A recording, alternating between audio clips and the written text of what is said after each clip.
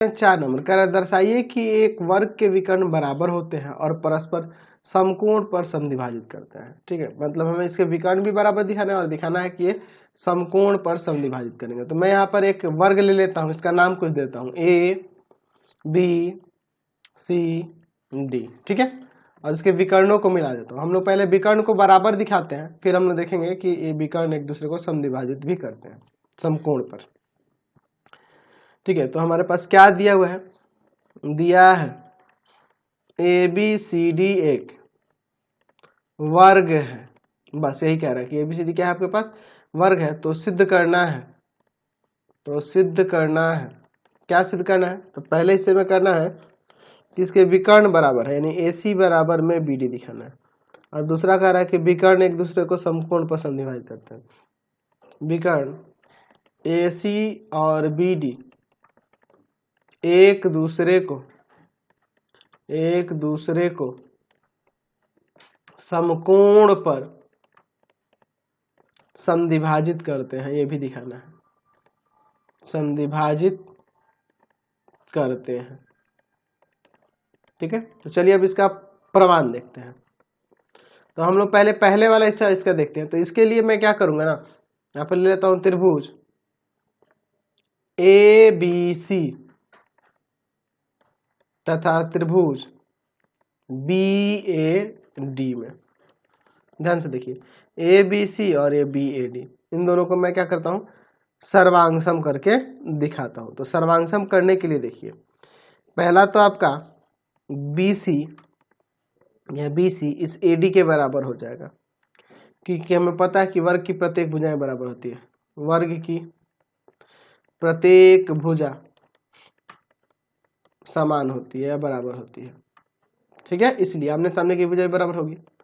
चलिए दूसरा चीज, यहाँ पे एंगल बी है, ए बी सी में एंगल बी है, या ऐसे लिख दो, एंगल ए बी सी भी लिख सकते हो, equal to angle B A D.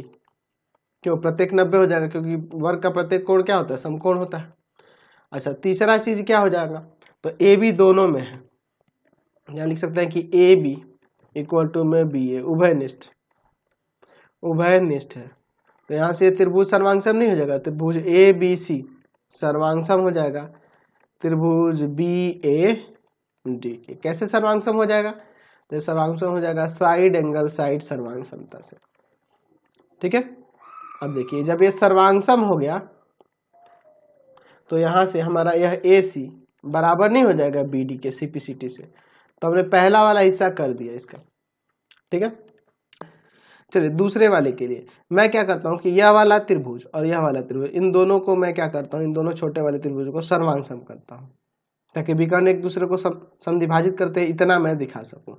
ठीक है, समकोण दिखाएंगे, पहले हम लोग समद्विभाजित करते हैं। समद्विभाजित देखो, इन दोनों को सर्वांगसम करूंगा तो ये इसके बराबर हो जाएगा, ये इसके बराबर, तो समद्विभाजित करते हैं, प्रूफ हो जाएगा, और उसके बाद हम लोग समकोण के लिए प्रूफ करेंगे।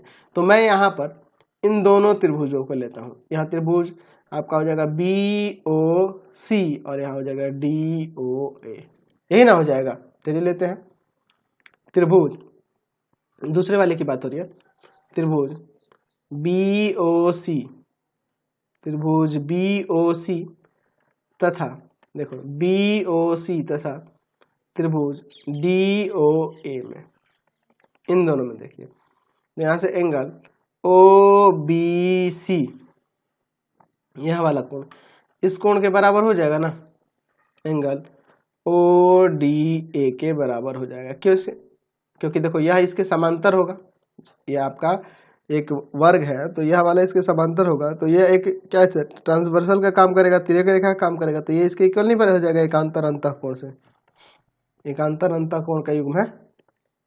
चलिए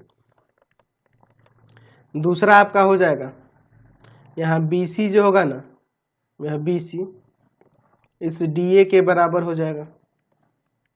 क्यों होगा ऐसा, तो BC DA के बराबर इसलिए होगा क्योंकि हमें पता है कि वर्ग के सम्मुख भुजाएं भी बराबर है, क्योंकि वर्ग की प्रत्येक भुजा बराबर होती है, वर्ग की प्रत्येक भुजाएं बराबर होती हैं, प्रत्येक भुजाएं बराबर होती हैं, ये हम लोग जानते हैं। चलिए अब इसके बाद क्या कर सकते हैं, तो तीसरा हम लोग यह वाला कोण ले लेते हैं, यह और यह, तो angle OCB, OCB equal to equal to angle OAD। ये भी आपका एकांतर अंतःकोण का युग्म है, एकांतर अंतःकोण का। ठीक है, चलिए अब यहाँ से दोनों त्रिभुज सर्वांगसम हो जाएंगे ना जी। त्रिभुज BOC सर्वांगसम हो जाएगा त्रिभुज DOA के। DOA के कैसे? एंगल साइड एंगल सर्वांग समता से। तो जब ये सर्वांगसम हो गया, जब ये सर्वांगसम हो गया ये दोनों, तो हम लोग यहाँ पे लिख सकते हैं कि आपका OC जो होगा ना OA के बराबर हो जाएगा, और आपका OB जो होगा ना वह OD के बराबर हो जाएगा। ये दोनों कैसे होगा? CPCT से। तो ये विकर्ण हम लोग देख लिए कि एक दूसरे को समद्विभाजित करते हैं, लेकिन समकोण पे समद्विभाजित करने के लिए मुझे इसको और इसको अब सर्वांगसम करना होगा। अब देखिए, अब मैं यहाँ लेता हूं त्रिभुज AOB, ध्यान से देखिएगा AOB, ठीक है, AOB, और दूसरा हो जाएगा त्रिभुज COB। ठीक है, AOB और यहाँ COB ले लेते हैं। ठीक है, अब दोनों त्रिभुजों में देखिए, तो पहला तो यहाँ पे OA जो होगा ना OC के बराबर होगा। जब मैं देख रहे हैं हम लोग ऊपर साबित कर चुके हैं, साबित कर चुके हैं। ठीक है, और देखिए यहाँ पे यह OB जो है ना दोनों में है, उभयनिष्ठ हो जाएगा। OB दोनों में है, यह इसमें भी और उसमें भी है, उभयनिष्ठ। ठीक है, और तीसरा चीज क्या हो जाएगा? तो यहाँ पे AB बराबर हो जाएगा CB। यह इसके बराबर होगा ना जी, क्योंकि ये वर्ग है और वर्ग की प्रत्येक भुजाएं बराबर होती है। वर्ग की प्रत्येक भुजाएं बराबर होती है, इसलिए बराबर होती हैं इसलिए हो गया।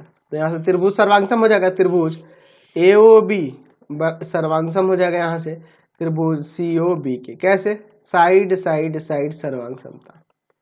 तो देखिए जब ये सर्वांगसम हो गया तो यह कोण और यह कोण बराबर हो जाएगा, और हमें पता है कि यह दोनों का योग 180 होगा, क्योंकि यह एक रेखा है, इस पे एक दूसरी रेखा आई है, तो यहाँ पे बने हुए दो आसन्न कोणों का योग 180 होगा ना जी। ठीक है, 180 होगा। तो यहाँ पर हम लोग लिख सकते हैं कि एंगल AOB बराबर एंगल COB बराबर 90। एंगल AOB बराबर एंगल COB बराबर एंगल COB बराबर 90। देखो ये दोनों कोण बराबर हुए CPCT से। ठीक है, यहाँ पर यह AOB और ये COB दोनों बराबर हुए कैसे? CPCT से, क्योंकि ये दोनों त्रिभुज सर्वांगसम के हैं और इन दोनों का योग 180 होता है रैखिक युग्म से। तो जब दोनों बराबर है और योग 180 हो रहा है तो 90 नहीं हो जाएंगे, तो इसीलिए मैंने डायरेक्ट यहाँ पे 90 लिख दिया। तो हम लोग देख रहे हैं कि विकर्ण एक दूसरे को समद्विभाजित करते हैं, और यहाँ पे क्या बन रहा है? 90 बन रहा है कोण, तो यहाँ पे नहीं लिख सकते हैं। अतः विकर्ण AC तथा BD एक दूसरे को समकोण पर समद्विभाजित करते हैं। ये हमने करके दिखा दिया, समझ गए। चलते हैं अब नेक्स्ट क्वेश्चन के तरफ। चलिए 5